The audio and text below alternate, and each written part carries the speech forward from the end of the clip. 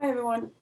Hi, Dan with Being with Grief, And I'm Nancy with Being with Grief. and We're excited to be here for our first conversation, our first changing the conversation around grief conversation.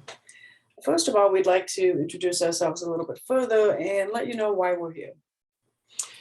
uh, Dan Leffler. I am a grief recovery method specialist, and that doesn't mean anything to you right now, I understand, but it is the way that I learn to dissect and pull apart my grief and then put it back together. I'm Nancy Leffler. I am a grief journey guide. I help people to walk through their grief journey so that they can get better at feeling the feelings.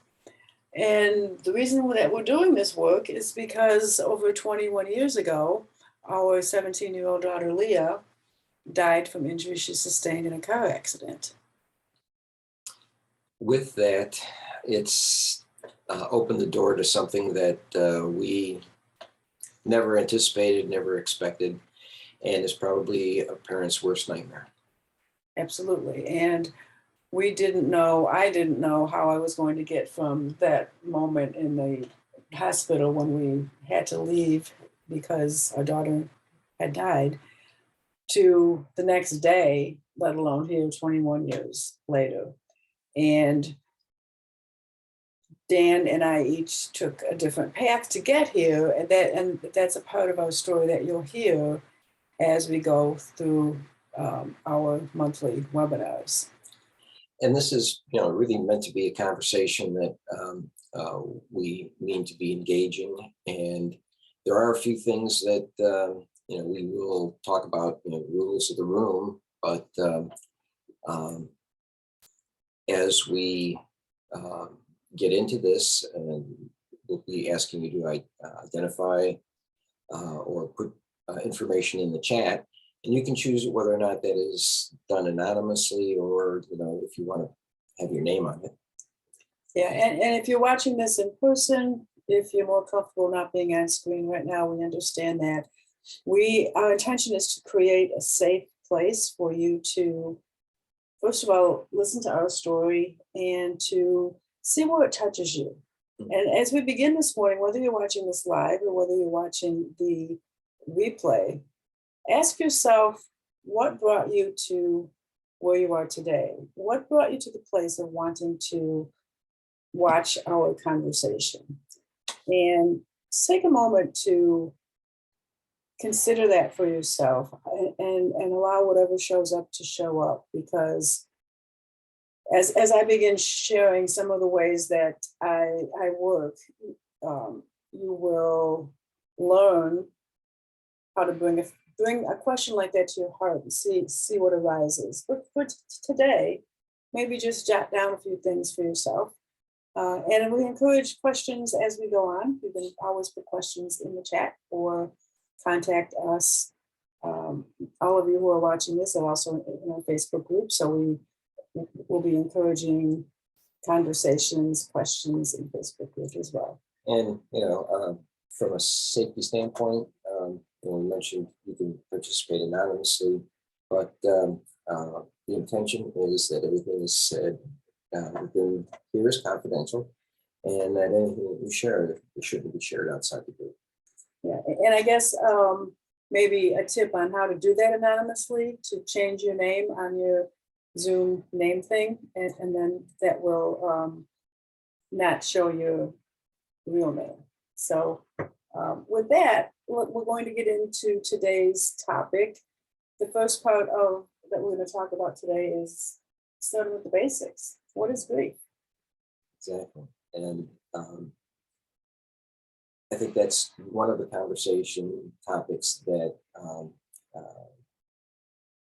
grief being so neglected, and yet such a powerful emotion, that to open the door to this conversation is to allow yourself to go deeper into what it means to be human. And again, through our experience, it opened that door for us.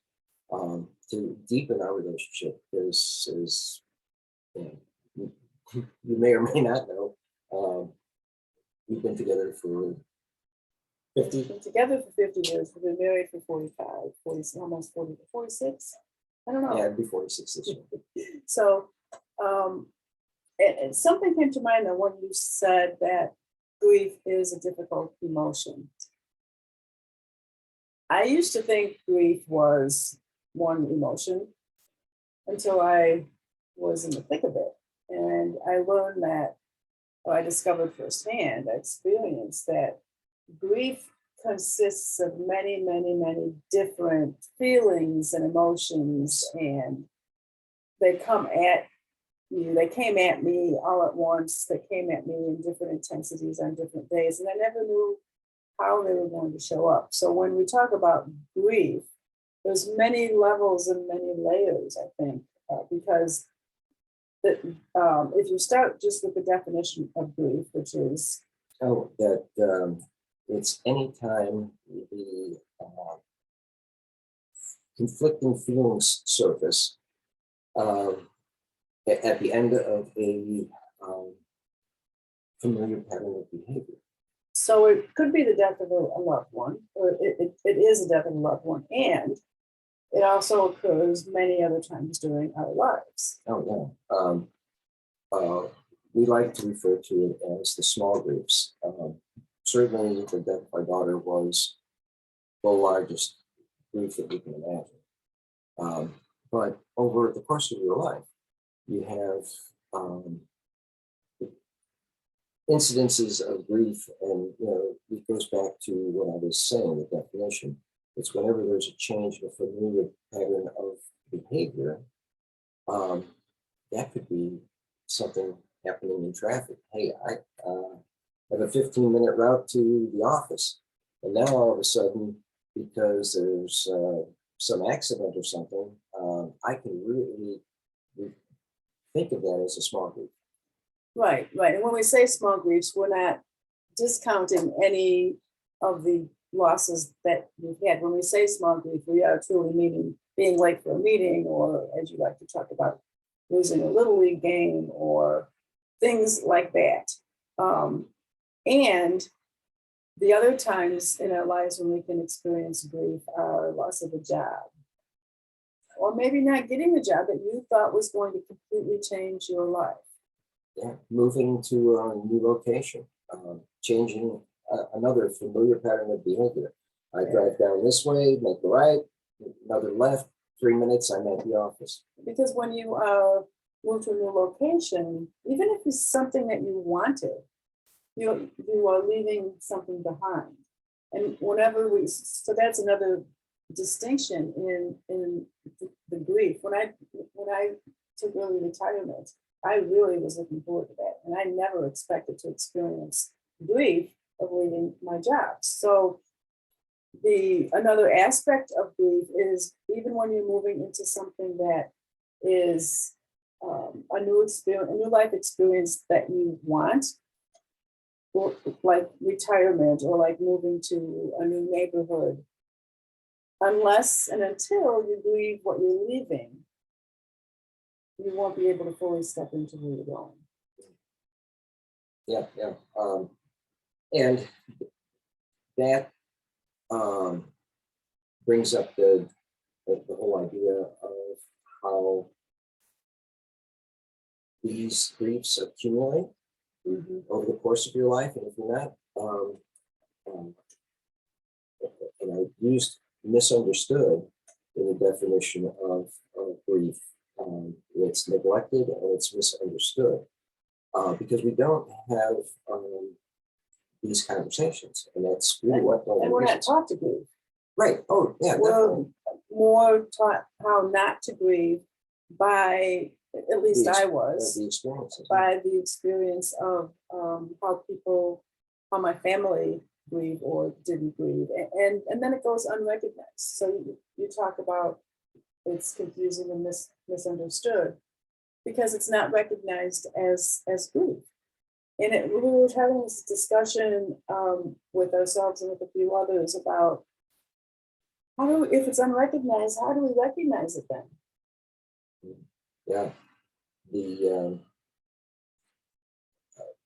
things that show up as you experience this, it starts um, in that early grief stage when it is a traumatic situation, or maybe not a traumatic situation, as we were saying in the early griefs, but when it is, The one of death of those, a loved one or yeah, the loss of a relationship or and eye-opening grief or life-changing grief life-changing is grief, like yeah. how I like to, but it's also eye-opening. Right. It and you know, whatever your belief system, it opens that inner eye to the um,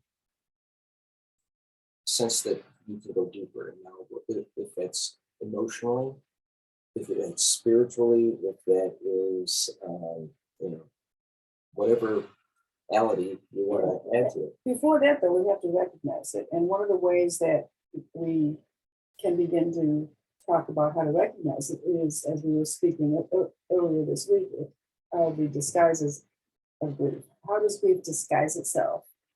And if we learn to recognize what some of those disguises are, then we might begin to say, oh yeah, that's the underlying energy of that is grief.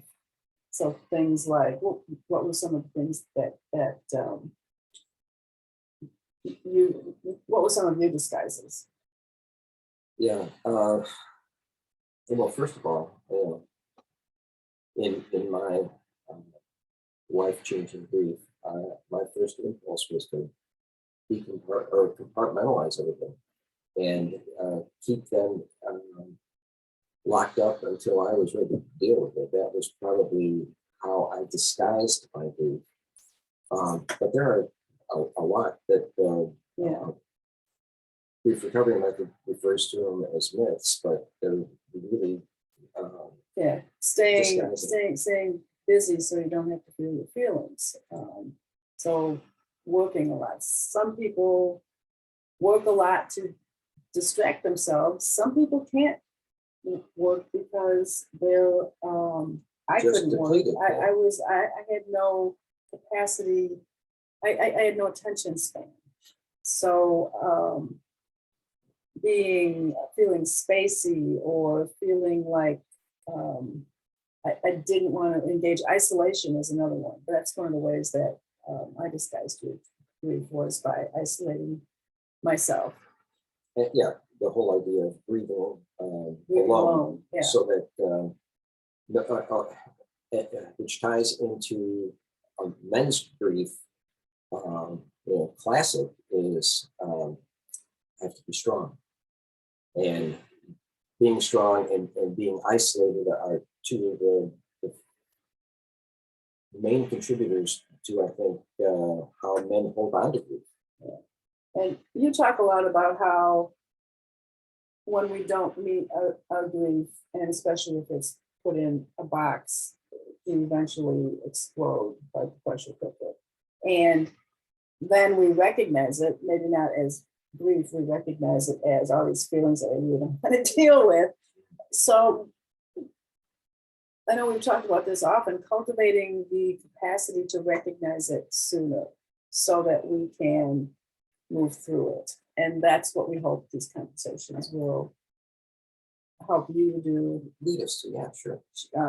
Talk to you about our experiences of that, because we don't like to feel our feelings. You know, we don't talk a lot. We hear a lot about positivity, think positive thoughts, and you won't have to be negative. And I'd like to suggest that the thoughts are in our heads.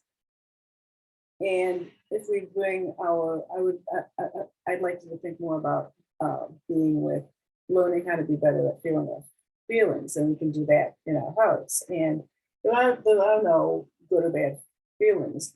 Feelings simply are. And I like to call them comfortable and uncomfortable feelings because I was brought up thinking there's good and bad, positive and negative, and if I concentrate on the positive, I won't have to feel the negative, and that never worked for me. Right, yeah, and beautiful tie-in, for this to be timely, but we were watching a television program, um, aliens. Of all things. Yeah, of all This things. was on that, but it really touched us. Yeah, and something that we want to go deeper into. You need to sit in the discomfort until you are willing to do something that you don't want to do. Um, Yeah. there's a lot of wisdom in just that phrase, but we've kind of taken it and extended it to, and when you're tired of being uncomfortable, you'll be moved to decide to change. Right. You'll be moved to decide to change or to stay stuck. stay stuck. So how do we move out of stuckness? How do we get out of being stuck? It would have been real easy for me to stay stuck. I wanted to just stay in bed, pull the covers up over my head, and never emerge. I didn't want to feel those feelings. They were too painful. They were too overwhelming. I didn't even want to take a shower. I didn't want to take care of myself. And I'm remembering that same thing, that because I took everything and compartmentalized it, pressed it down into a nice rock hard center, stuffed it in a box, taped it, sealed it, put it on. It wasn't until that box started to complain and I realized I was going off track. I had to, I was uncomfortable enough to want to do something to make it, to improve the situation. Yeah, and I think an important word in that sentence is willing. And sometimes maybe you need to be willing to be willing. Maybe you're not ready to only be willing. So add as many willings in there as you need to be able to start to look at things just a little bit differently. Once you start to look at things just a little bit differently, there can be a crack in that facade or a crack in that big wad of feelings that you were talking about. And then we can begin to, first of all, recognize that we're in grief, and be willing to start to look at how we can get unstuck. Yeah, we were talking about different types of grief, and one of the things we do want to address is the grief that people were experiencing about COVID. Mm-hmm. And I'm using it, it's still here, but I think the current topic is the people in Ukraine and how there is so much grief, so much present. Collective grief, and we can, by meeting our grief in our hearts, we can help to shift the grief of the world. And that's something we'll get into on a much deeper level when we talk about some of the methods specifically that we each use. It's so astounding to me how I can be with intense, raw grief, pain, feel the pain of the world, and also feel joy and excitement. And I learned, I didn't think that was possible. I didn't think I deserved to be happy again after we died. And one of the things my journey has taught me is that I can hold both. And again, we're not taught how to do that. Right. And we find ourselves stuck, coming back to, being stuck, and how that, I've called it a squirrel cage, or a hamster wheel. And you just go round and around and around, and you can't sleep at night. You're talking about symptoms. You can't sleep. You're distracted. And it causes a lot of stress. Right, and Stress affects your health. exactly. Going back again to the pressure cooker image, when we stuff all of those things into that rock hard center, it's acting like a pressure cooker, and it can hurt you emotionally, it hurts you physically, and it can, Damage your relationships too. and That's one of the costs of not dealing with it is it can damage your relationships with family and friends. It can affect your job. yeah, yeah, It can affect everything in your life. yeah, the way your integrity, your work, and that is something that, again, I think preys on a lot of people. There are all of the ways that these things show up, and how we try to compensate and just get through a day can be. So, what was one of the first ways that you started to get unstuck?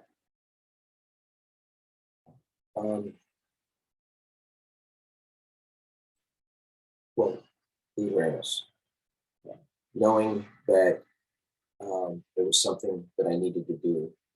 Going back to that phrase, when it became so uncomfortable that I had to make a change. Yeah, and for me, it was I knew that I had to feel my feelings, all those feelings I didn't want to feel. I knew that in order to find the life I was meant to live, that I was going to have to feel the feelings. So learning how to do that in a way that made sense to me was one of the first things. Well, and that goes deeper into your story about how and you tell it. It's really your story, but the revelations that you had. Yeah.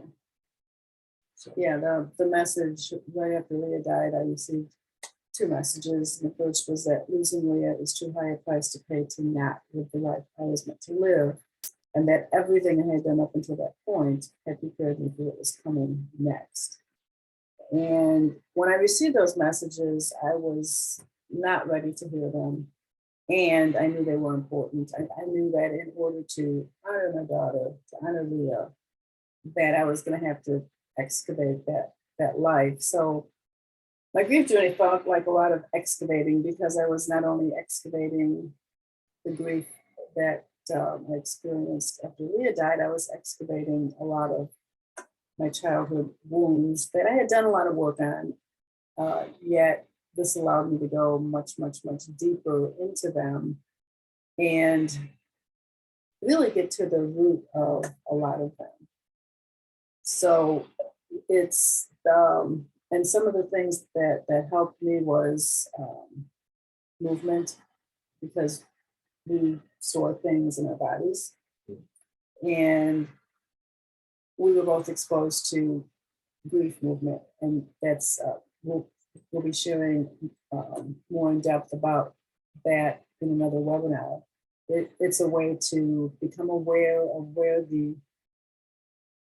feelings are in our bodies and move it through with very simple breath and movement exercises. Right. That are all done in this position, because I learned this at the beginning of COVID. So this is how we all met at that point. So movement, what's something else that helped you? Making connections, being, I guess the best way to describe it is just by being vulnerable. And again, because I was willing to have that openness and talk about Leah's death, and now about other deaths or other things that have happened. Um, because the work that we do touches on all the different types of grief. It's not just death. Although one of the things that we want to focus on is couples who have find themselves in a similar situation, and we've talked about it. But it's really about having a community where we can have these conversations and not um, uh, feel like it is Like talking. being judged, to feel like we're Yeah, just sharing our experiences, because maybe you have a way of moving through feelings that we haven't thought about. Another thing that helped me was writing, and I know writing is important for you as well. We have a daily writing practice. We also sit in samyama every day, which is a way of bringing out everything into our hearts. That's the foundation of my work. That was the first everything that I had done up until that point. That was something that was already part of my life at the time. yeah. And that's been part of our morning practice to start our day, and um, and you'll find whatever works for you, because each Right. grief that we experience is unique to us. Yeah. We're not here to compare our losses or to feel, because Dan and Nancy lost their daughter, I can't compare it to the loss of my job during COVID, or something like that. There's no comparison. It's what was strong and meaningful for you, that you're coming here to learn a way to deal with it. And we really believe that by having these conversations now and cultivating resources to meet the feelings when they arise, that when the big griefs happen, you'll already have something in place. It won't make it any easier, because those feelings are those feelings. You will have a place to start, though. Right. Unlike us. Well, yeah, you're right. I'm not going to say that your perception and my perception, but again, men and women both grieve differently. And well, yeah, I wasn't saying that we're providing a cookie cutter approach, but you'll hear things from Dan that worked for him. You'll hear things from me that worked for me that didn't work for the other, and some things that worked for both of us. So, and maybe there'll be things that you share. Yeah, and then next month's webinar, we'll be talking about how we grieve uniquely and how to honor that in yourself. What I want to offer now is maybe a writing prompt for you, if that's something that is that resonates for you. Make a list of all the things that help you to move through, get better feelings, whether it's movement or writing or whatever we talked about. And that's also a way to start taking care of yourself, because we don't always feel, I didn't feel like I deserved to be taking care of myself after Leah died, because I thought that if I had been a better mother, she wouldn't have died. So at that point in my journey, I didn't feel worthy of self-care, especially, but any kind of people would tell me I was so courageous, and I felt anything but. And from my perspective, I was locked down pretty tight, and I like to say now that I recognized I probably only had 5 basic emotions that I recognized and could work with. I was mad, sad, glad, fear, and shame. And they all played a role in my awareness and my recovery.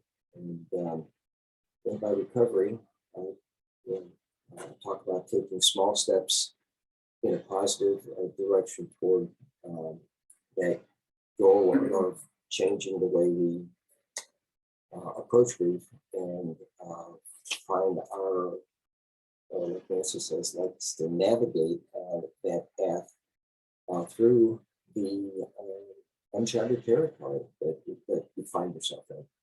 Yeah. Yeah. And so it's learning how to be more comfortable with uncomfortable feelings. It's recognizing when you need a break. It's recognizing how to take care of yourself, because the way that Dan takes care of himself is different than the way that I take care of myself. We each need something different. Exactly. And I think that brings us to a place where we have that writing prompt, and there may be things that will be coming up for future considerations. But we also want to make this interactive, and by giving these questions, it allows that dialogue to begin someplace. And, so we're really So looking forward to that. this is a prompt that's from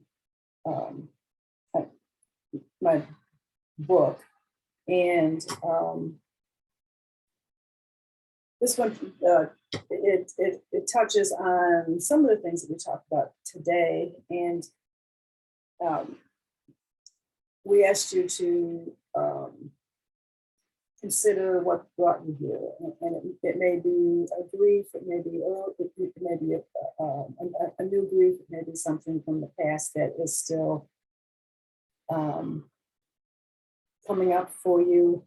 So this question is: describe the landscape in between the place you left and where you are headed. So in the case of us, in between the place we left was the daughter, the parents of Leah. As mother of Leah, my life looked one way, and then after she died, it looked another way, and it was heading into a place without her in it. So let these prompts be come up organically. Sometimes writing for me it illuminates things that I can't think about. So what I suggest for some of these writing prompts is set a timer for 10 minutes and write for 10 minutes. It doesn't have to be something that takes up a lot of time, and see what happens. Yeah, I think that's great. And I wasn't a big proponent of following prompts or doing a writing practice, but I've really found that it helps me to clarify my thoughts and get me in touch with those emotions. And I think I wasn't very good at that. Yeah. And well, and can you say that you feel like you are more in touch with emotions now? Oh yeah, definitely. And it was the result of being willing to do the work, finding resources that could help me be better in touch with what was coming up.